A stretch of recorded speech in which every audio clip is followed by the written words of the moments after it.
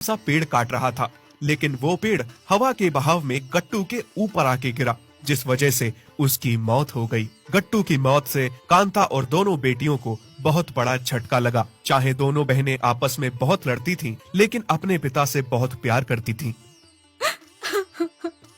ये सब क्या हो गया? मैं अकेले इन दोनों बेटियों को कैसे संभालूंगी? आप थे तो आसानी से इन्हें संभाल लेते थे। इन दोनों को देखना मेरे बस की बात नहीं है। जहां एक तरफ पिता की चिता जल रही थी, वहीं दूसरी तरफ दोनों बहनें आपस में खूब लड़ रही थी। बस करो तुम दोनों, कुछ तो शर्म करो। एक तरफ तुम्हारे पिता की चिता जल रही है और दूसरी तरफ तुम दोनों एक दूसरे के खून की प्यासी बनी हुई हो। माँ, मेरी कोई गलती नहीं है। शुरुआत हमेशा दीदी की ही तरफ से होती है। नहीं माँ, ये चंपा झूठ बोल रही है। मैं बड़ी हूँ, इसे मेरी इज्जत करनी चाहिए, पर ये हमेशा मेरे साथ लड़ती है। गलती चाहे किसी की भी हो, मुझे नहीं सुनना। चलो तुम दोनों घर। कांता दोनों बेटियों को घर ले आती है और खूब डांटती है। कम से कम मुझे तुम दोनों से आज तो ये उम्मीद नहीं थी कि पिता के मैयत पर तुम दोनों इस तरह एक दूसरे का खून बहाओगी। पूरे समाज के सामने तुम दोनों ने नाक कटवा दी। नहीं माँ, हम पिताजी से बहुत प्यार करते थे। हाँ माँ, तुम ऐसा ना कहो। ना जाने तुम्हारे पिता क्या देख के कहते थे, तुम दोनों सुधर जाओगी, मिसाल बनोगी, पर अब तुम दोनों को संभालना मेरे बस का नहीं है। कांता दोनों बेटियों को अलग अलग कर देती है। दोनों के हिस्से में जमीन जायदाद हर एक चीज का बंटवारा कर देती है। फिर इसके बाद से दोनों बहनें अलग अलग रहने लगी और कभी भी एक दूसरे के सामने तक नहीं आने लगी। और कभी गलती से आते जाते दोनों का मेल हो भी जाता तो एक दूसरे से बिल्कुल बात करके राजी न थी, जैसे कि एक दूसरे की कट्टर दुश्मन हो। कांता एक एक महीने के लिए दोनों बेटियों के पास रुकती थी। बेटी चंपा, पता नहीं कब मैं भगवान को प्यारी हो जाऊंगी और मेरी ये बूढ़ी आंखें तरसती रह जाएंगी कि तुम दोनों बहनें इकट्ठी हो जाओ और एक साथ मिलकर रहो। तुम्हारे पिताजी ये दिन देखने से पहले ही चल बसे। कम से कम मेरी मृत्यु से पहले तो मेरी बात मान लो। तुम दोनों सच्ची बहन बनके एक दूसरे के साथ प्यार से रहो।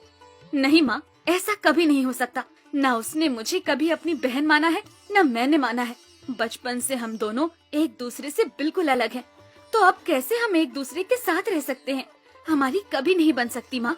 और हाँ माँ, आज तुम्हारा मेरे घर में 1 महीना पूरा हो गया है। चमेली तुम्हें लेने आती ही होगी और उसके आने से पहले मैं यहाँ से बाहर चली जाऊंगी। तुम्हें कुछ चाहिए, किसी चीज की जरूरत है तो मुझे कह दो, मैं दिला दूंगी। नहीं बेटी, कुछ नहीं चाहिए। मुझे जो चाहिए वो तुम दोनों मुझे दिला नहीं सकती।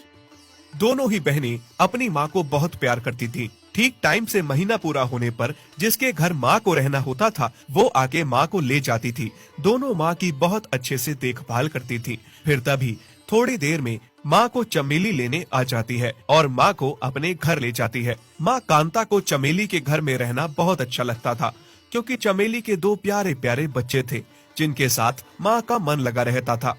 माँ, मुझे एक बात समझ में नहीं आती है।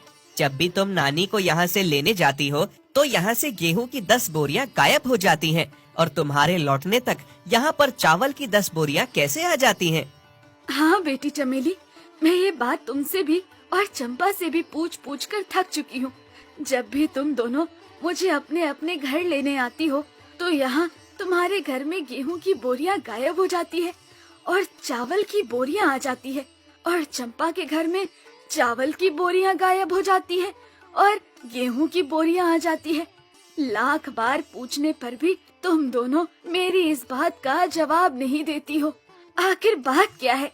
कोई बात नहीं है माँ, तुम ऐसे ही बिना वजह सोच रही हो। अब तो मुझे ही पता लगाना होगा कि इस बात के पीछे राज क्या है। अगली बार जब चंपा मुझे लेने आएगी तो मैं उस समय पता लगा लूंगी। दरअसल बंटवारे के बाद से चंपा अपने खेतों में चावल की फसल उगाती थी और चमेली गेहूं की फसल उगाती थी। चंपा को लगता था कि मेरी बहन चमेली के घर गेहूं की फसल है, उसके घर में गेहूं ही होगा लेकिन चावल नहीं होगा, और उसके 2 बच्चे भी हैं, तो उन्हें गेहूं के साथ साथ चावल की भी जरूरत पड़ती होगी।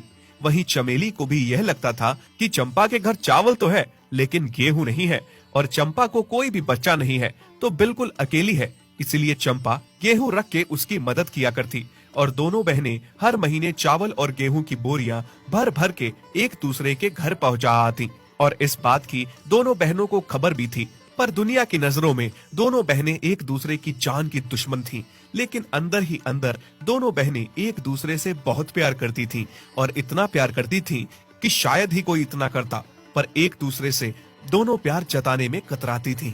तभी अगले महीने कांता चंपा के पास पहले ही जाने का नाटक करती है, लेकिन वो घर न जाकर रास्ते में छुपकर